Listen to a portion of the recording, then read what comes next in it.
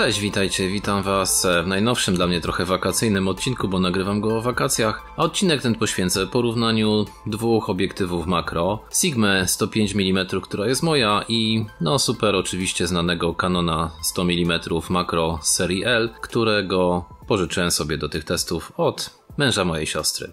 Słuchajcie, obiektywy na pierwszy rzut oka wyglądają bardzo podobnie, gabaryt jest podobny, waga jest podobna, nie ważyłem ich na wadze ani nie sprawdzałem żadnej specyfikacji, ale trzymając je w ręku są prawie że identyczne. Jeżeli chodzi o różnego rodzaju bariery do sterowania tymi obiektywami, to one właściwie posiadają to samo. Jeden i drugi jest stabilizowany, oba mają maksymalny otwór przysłony 2,8.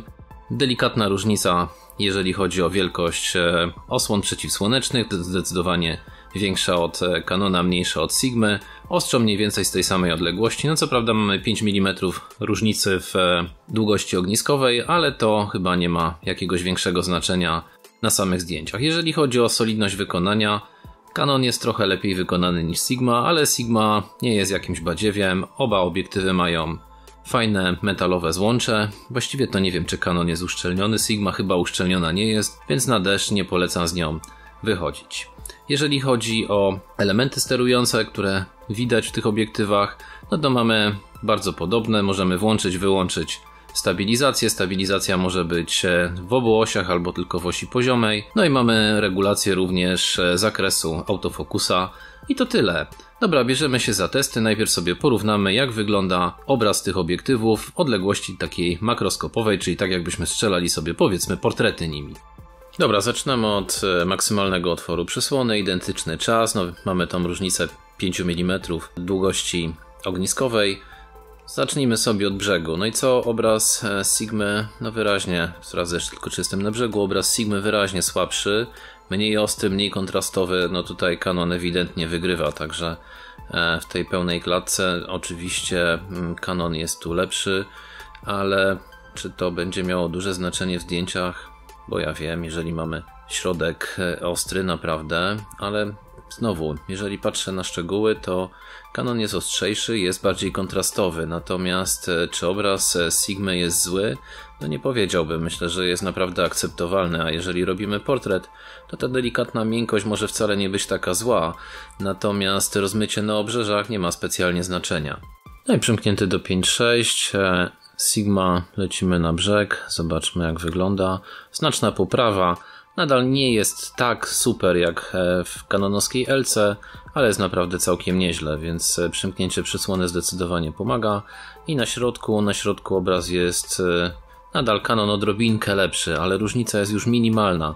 Jest bardzo duża poprawa też w Sigmie, więc 5.6 oba te obiektywy lubią. No to bierzemy się za przysłonę 8, tym razem zacznę od środka.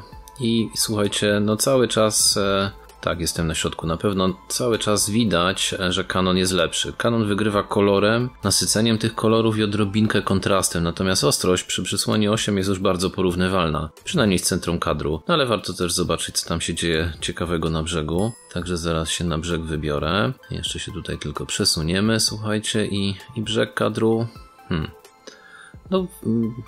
Sigma, nie mam nic do zarzucenia. Canon znowu odrobinkę lepszy, odrobinę bardziej ostry i odrobinę bardziej kontrastowy. Natomiast zdecydowanie nie ma dramatu przy 8, to jest obiektyw Sigma, jest już po prostu ostra, a Canon jest genialnie ostry. I taka jest między nimi różnica.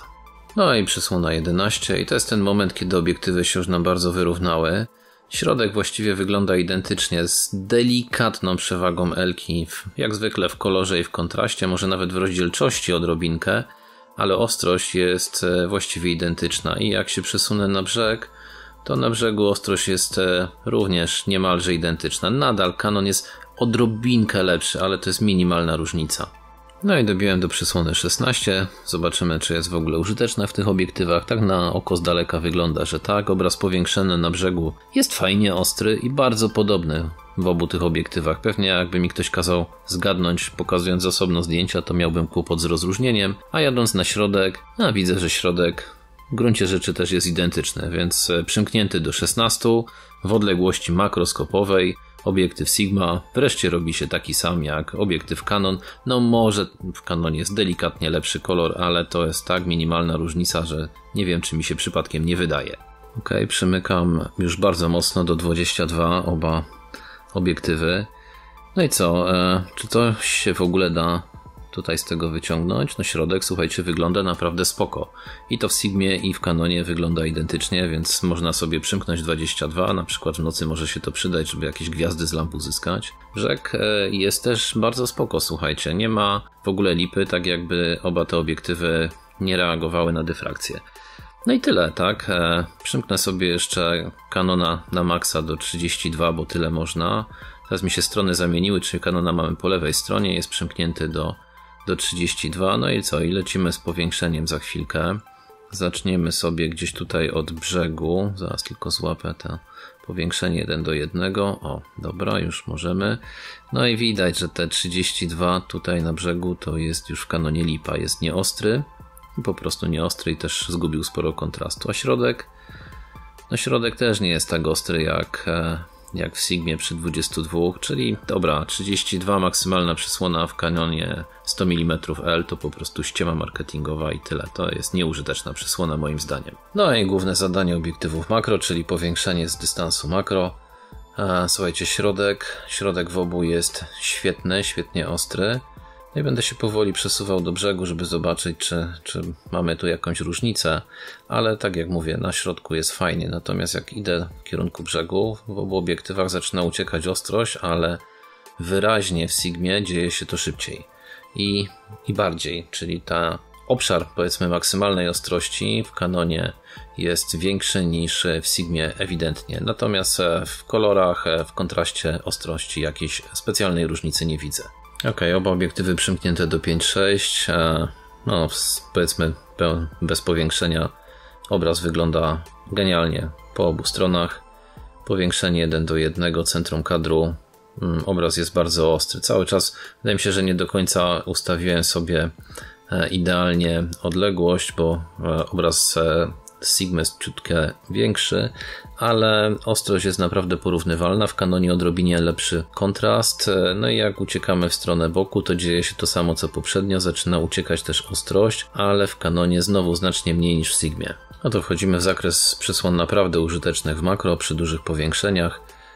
Całe zdjęcie wygląda bardzo porównywalnie. Jak sobie tutaj powiększę, tylko czekajcie, przesunę się w kierunku środka, żebyśmy sobie zobaczyli środek. Środek jest genialnie ostry w obu obiektywach, także zero czepiania się do Sigmy.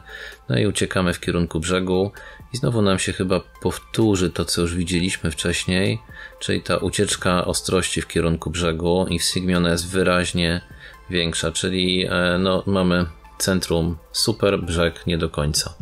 I przysłona 11. Znowu na pierwszy rzut oka obrazy wyglądają identycznie. Mocno powiększony środek, już czekajcie, się przesunę tylko, wygląda według mnie, jeśli chodzi o ostrość, identycznie, może z jakąś super dyskretną przewagą dla Elki. No i uciekamy w kierunku brzegu i w kierunku brzegu znowu obserwujemy takie delikatne uciekanie ostrości, ale tym razem po raz pierwszy ono jest bardzo podobne w obu obiektywach. No to już naprawdę duża przysłona, 16. Idziemy do powiększenia 1:1 i co tu widać? No widać, że nadal jest naprawdę fajnie ostro, chociaż trochę gorszy kontrast w Sigmie niż w Canonie. I jadąc w kierunku brzegu tej utraty ostrości w ogóle właściwie nie widać, tak? Czyli też jest bardzo dobrze, czyli spokojnie 16 jest użyteczna w zdjęciach makro po to, żeby mieć dużą głębię ostrości i cały obraz ostry i Sigma tutaj moim zdaniem dała radę. Przysłona 22, w większości obiektywów nieużyteczna. No to jak powiększymy 1:1 w obu, ostrość jest no gorsza niż przy mniejszych przysłonach. Czy nieużyteczna? Chyba nie, jeszcze można użyć tej przysłony 22, ale trzeba się liczyć z tym, że ten spadek ostrości będzie i on jest w obu obiektywach wyraźnie widoczny. Sigma odrobinę gorsza od Canona, więc efekt jest taki, że w zdjęciach takich testach studyjnych no te obiektywy no jest tak jak się spodziewaliśmy. Canon jest lepszy od Sigmy, ale nie jakoś dramatycznie bardzo dużo. No dobra, i pobawmy się jakimś prawdziwym przedmiotem. Zobaczmy sobie tutaj na kwiatku, jak wygląda bokeh w obu obiektywach. Myślę, że jest bardzo podobny przy tym maksymalnym otwarciu przysłony 2.8. Naprawdę nie ma lipy. Jeżeli chodzi o samą szczegółowość obrazu, kolor, kontrast jest bardzo podobny. No zaraz zacznę powiększać, żebyśmy się przyjrzeli z bliska. I słuchajcie, ten obraz wygląda dla mnie tak samo ostry. Jeżeli widać jakieś różnice, to dlatego, że to jest bardzo mała głębia ostrości. Jak gdyby trafienie dokładnie w ten sam punkt jest bardzo trudne, a nie mam ze sobą szyny makro, bo jestem na wakacjach, więc trochę jest to robione tak słabo, ale generalnie wydaje mi się, że w takim zdjęciu faktycznym różnicy jakiejś większej nie ma. Ja i przymykam do 5.6 oba obiektywy i znowu bokeh. To jak jest gładki, jak jest zajęty, jest bardzo podobne, a tam delikatną różnicę w naświetleniu to po prostu zmienia mi się oświetlenie z okna, bo jadę w świetle naturalnym, ale sama szczegółowość obrazu teraz po powiększeniu do 1:1, słuchajcie, jest po prostu taka sama. Oba te obrazy są mega ostre, tak? Mega ostre. Trochę różni się kolor, ale mówię, to może być też kwestia światła po prostu, które mi się zmienia, bo są jakieś chmury za oknem. Powiększmy sobie jeszcze bardziej, tak? Zobaczcie, ile jest szczegółów w tym obrazie. Te pyłki, one mają jakieś takie wypustki, widać je i z Sigmy, i z Canona. Więc tutaj te obiektywy przymknięte do 5.6 w warunkach takich rzeczywistych, gdzie się robi zdjęcia jakimś małym kwiatkom, wyglądają naprawdę dla mnie identycznie. No i niestety dorwały mnie wakacje, bo materiał mam nagrany tylko i wyłącznie do przysłony 8. Znowu bokeh, identyczny, ale powiększmy sobie obraz. Słuchajcie, zobaczcie te pyłki. One są, ilość szczegółów, ostrość poszczególnych elementów, rozdzielczość tych obiektywów. Tak w warunkach rzeczywistych dla mnie jest naprawdę identyczna. Kolor też jest identyczny, tak jak mówię, w obu momentach robienia tych zdjęć było delikatnie inne światło, więc może być troszkę inaczej kolor wygląda, ale tak naprawdę to po prostu nie ma żadnej różnicy. Przysłona 8 najczęściej używana przeze mnie, gdzieś ten zakres w zdjęciach makro i oba te obiektywy dają dokładnie tak samo radę. No i taki szybki test stabilizacji, po lewej Canon, po prawej Sigma. Przy chodzeniu Canon lepszy, Sigma gorsza, stabilizacja, ale w Canonie też pozostawia wiele do życzenia. To są teleobiektywy i to stabilizacja tak do filmowania, nie jest z nich po prostu najlepsza. Jak przestaniemy majtać mocno obiektywem, to wtedy daje radę, a w makro w ogóle nie ma co jej używać. Dobra, słuchajcie, czas na wnioski i podsumowanie. Jeżeli chodzi o jakość tych obiektywów, ewidentnie w testach takich studyjnych wygrywa w cuglach Canon. Jest lżejszy, przyjemniejszy, ciszej chodzi, ale zdjęcia, które oglądacie, to są zdjęcia z Sigmy i czy one są złe?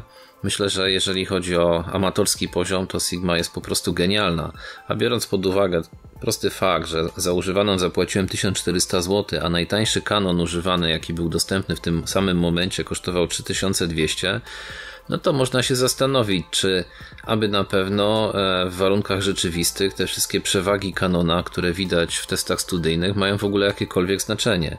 Obiektyw jest oczywiście świetny i nikogo nie zniechęcam. Kto ma kasę na Canona, niech kupuje Canona i się nie waha, zwłaszcza jeżeli będzie używał go profesjonalnie, natomiast Sigma do zastosowań takich amatorskich jest według mnie kompletnie zupełnie wystarczająca. W tym odcinku to tyle. Zachęcam jak zwykle na koniec do lajkowania, subskrybowania, żebyście mnie wspierali i podrzucali może też pomysły na nowe filmy, ale coś mi tam po głowie chodzi, więc do zobaczenia w następnym odcinku.